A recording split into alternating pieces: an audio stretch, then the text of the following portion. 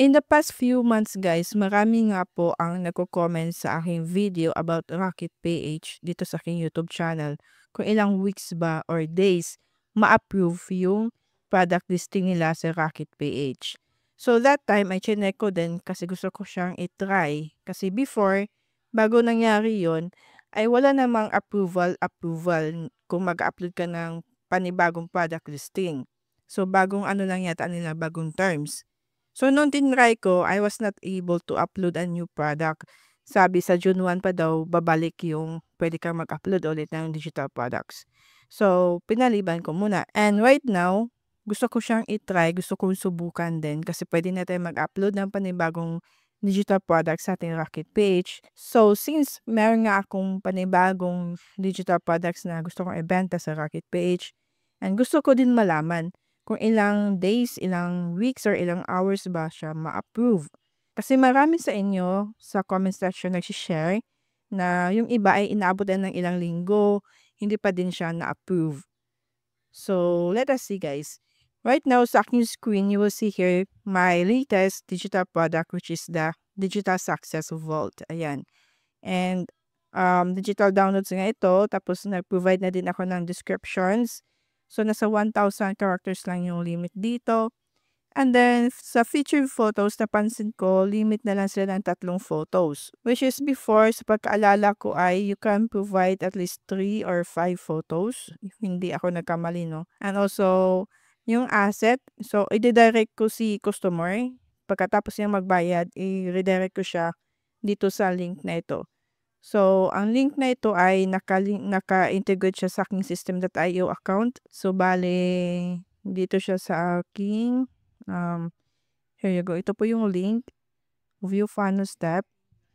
So, dito po madadirect si buyer pagkatapos niyang magbayad kay Rocket PH, no? So, dito yung ma-access yung mga digital products na ito. Ayan. Ito po yung kabilang dun sa 50 plus digital business resources. Okay? Ayan, if you are interested of that, you can check my Rocket Page store. So, ayun, balik tayo sa Rocket Page. May assets na tayo. And then, naglagay na din ako ng pricing. So, after that, i-save and publish na natin siya, guys. I'm excited as well. Medyo kinakabahan din ako. Baka ilang months ito bago ma-approve. Good luck. So, yeah. Let us now save and publish. Click that one.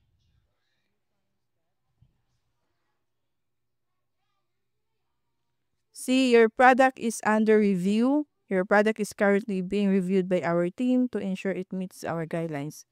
Expect it to go live in 7 to 10 days. Oh my God! 7 to 10 days, guys. Got it. So, yeah. Magantay pa tayo ng 7 to 10 days. Nasaan na yun? Ba't hindi ko makita? Hindi siya makita dito. Wala siyang pending. Ganon. Oh! Guys, approved na siya. Kala ko mag-antay pa ng 7 to 10 days. As you can see here, ayun, Digital Success Vault. Wala pang 1 minuto guys, no? Siguro nung last time nung nag-upload kayo, baka meron lang silang bug or may update lang sa system nila, kaya ganun. But for me, ayun, approved na nga. Approved na yung status. See? So, check natin double check natin. Baka na-over sa tuwa lang tayo. So, ayan siya guys. Upload na nga. Kung pupunta kayo dito sa link ko sa Rocket Page store ko. Andito na siya guys. Totoo, upload na siya agad. So, ayun guys. I hope that nasagot ko sa video na ito kung ilang days ma-approve yung product listing nyo sa Rocket Page. So, maybe in the past few months may bug lang, may error lang doon sa system nila. Kaya yung iba inabot ng ilang weeks. Or possible din, depende sa title nyo, sa description nyo. Kasi nga, i-review pa yan nila. So, ayun, make it sure na readable yung title, yung description, and siguro hindi siya labag dun sa community guidelines ni Rocket Page. That's what I'm think, guys. I don't know if I'm right or wrong. So, kasi sa akin, wala naman ako ibang ginawa. Kundi, ito lang, di ba? Kita yun naman yung process. Ayun guys, thank you for watching, and for more tips and video tutorials, don't forget to subscribe to my YouTube channel. Bye!